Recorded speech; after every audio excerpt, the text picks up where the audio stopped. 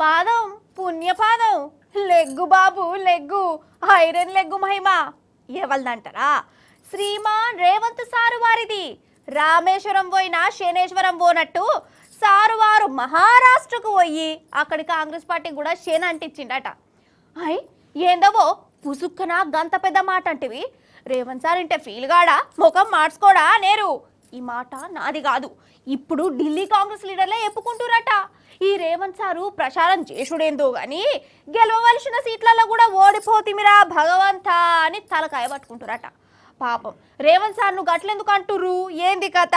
ఏది ఓ మలక 3 రంగుల జెండా వట్టి సింగమోలే ముంచినాడు అని పాడుకుంటా ముచ్చడుగుద్దాం రాండ్రి. ఏ మాట కామాటేనొల్లా జనం ఒకసారి మోసపోతారు, రెండోసారి దోకా తింటారు, కానీ మూడోసారి ఈడ్చిదాన్ని బుద్ధి చెప్తారు. అంతేనా కాదా? ఇగో ఇప్పుడు మహారాష్ట్ర ఓట్లల్లా గదే కథ అయింది. అక్కడ షేపాటిని తుక్కు తుక్కు ఒడగొట్టిరు కదా.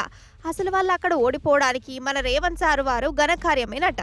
ఎట్లనంటే రేవంత్ సారు మహారాష్ట్ర ఓట్ల ప్రచారానికి పోయిండు.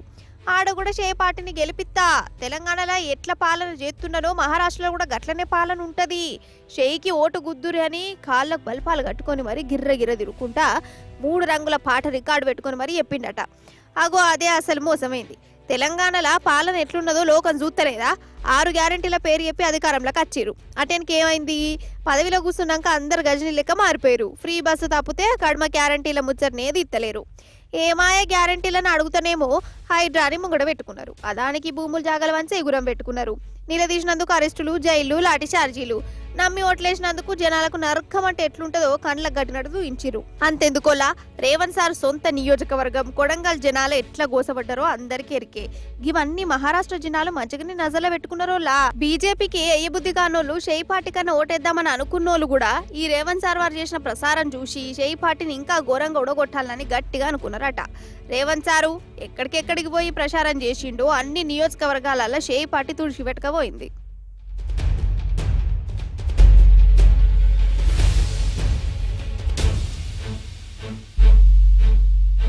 నిజంగా జనం తెలివి కల్లోళ్ళు. వాళ్ళ తాన అన్నిసార్లు లీడర్ల పప్పులు ఉడకాయి. కర్ణాటకలో గ్యారంటీలని చెప్తే అక్కడోళ్ళు షేయి పార్టీని గెలిపించిరు. తెలంగాణలో గ్యారంటీలు అంటే ఈడ గెలిపించిరు, కానీ గ్యారంటీలు మాత్రం అమలు చేసింది లేదు. అందుకే మొన్నటి రాజస్థాన్, మధ్యప్రదేశ్, హర్యానా ఇప్పుడు మహారాష్ట్రంలో జనం షేయి పార్టీని అస్సలు నమ్మలే. ఇలా మాటలన్నీ నీటి మూటలని తేల్చి పడేసి గట్టిగా బుద్ధి చెప్పిరట.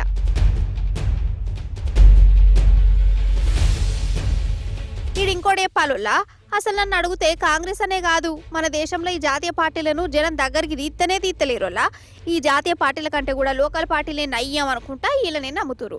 షేయి పార్టీని పత్తకు లేకుండా వేసి బీజేపీకి ఎదురుగా నిలబడేది ఈ ప్రాంతీయ పార్టీలని జనం డిసైడ్ అయ్యారు.